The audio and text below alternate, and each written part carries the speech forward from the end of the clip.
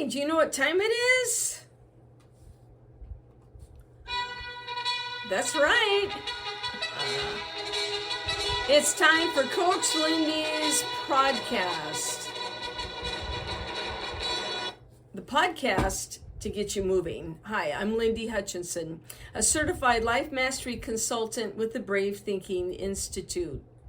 As a life coach, I help others transform their life as I have mine. It's not easy, but it is possible, and it most certainly is worth it. Each week, I'll share insights that inform, inspire, and ignite in you your desire to create a life that you love. So let's find out what's going on this week. Welcome to the podcast. It's good to see you again.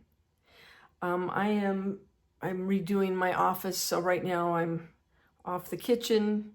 So this isn't the prettiest backdrop. So this week we're going to talk about someone that you may or may not be familiar with. Her name was Katharine Graham.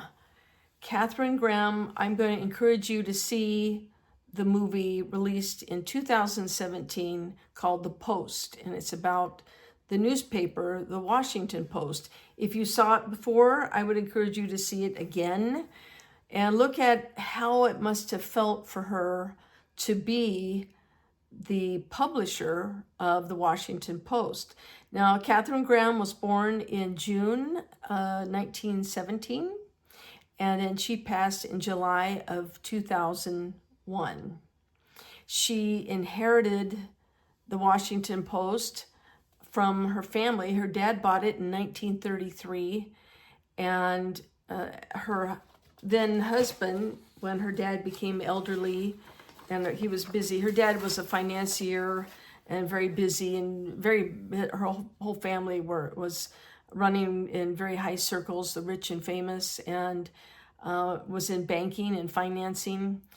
So in 1946, Philip Graham, who she had married, took over the paper, and Katharine was raised in a mansion in Washington, D.C., She came from a very wealthy family. They were very connected. As you see in the movie, and which was true too, later on she developed a very nice friendship with Warren Buffett. And throughout her life, they were always traveling and being in the middle of social situations with people that most of us read about. So she didn't feel slighted when her dad passed, and he basically gave it to his son-in-law, her husband. There was no ill will at all, and at the time, women didn't hold that kind of position. Unfortunately, Philip Graham, Katharine's husband, for many years battled alcoholism and depression. And sadly, it finally came to a head in 1963 when he committed suicide. So that is when Katharine stepped up and assumed the reins of the company, the newspaper, the Washington Post, and she became the president and the publisher of this newspaper. And she ran it through some very turbulent times. She was the first female Fortune 500 CEO. That was in 1972. Now there's so many women, thank goodness, in the upper echelons of business. But when she took the reins of the Washington Post in 1963, that's not how it was. In fact, when you watch the movie, pay attention to how many times she's the only woman in the room, and how many times you can actually Tom Hanks stars in it, and then Meryl Streep, of course, does a fabulous job as Katharine Graham. In fact, she was nominated for Best Actress. She didn't win it, but she did a wonderful job. And you can see, though in all movies they take some artistic license, you can see what it must have been like to be a powerful woman, but you're in a man's world. And there's quite a few times they're very dismissive and very disrespectful. And nowadays, I can see where there'd be a lot of lawsuits because women just don't put up with that anymore. So throughout her managing and being the publisher of the Washington Post, it was through Watergate, for those of us at a certain age where you know what that is. And you may, if you're younger, I'm sure you've studied about it in school. If you haven't, you will. Also, it was during the time when there was a lot of protest against the Vietnam War.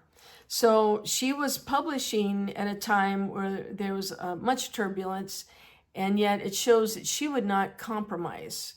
She would not compromise her integrity nor the papers, and she made a lot of powerful enemies. And how we wish now we could have more Katharine Grahams in the world, because we certainly need people who are steadfast and people who are of integrity. She has a very long list of accolades and awards. She was quite an amazing woman.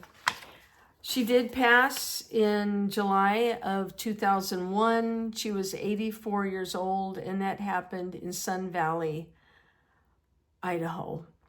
So an amazing woman, did amazing things, was steely, would not back down, and yet, as portrayed in the movie, it shows her as a very dignified person, and when people were hateful and mean to her, she did not return in kind.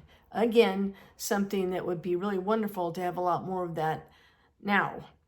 So this week, our power word of the week is steadfast. And our train your brain thought for the week is Katharine Graham, steadfast and steady. And if you watch the movie or maybe read her book, I have not yet read her book, you will discover how it was tough. She definitely was a lone star, and she did an amazing job.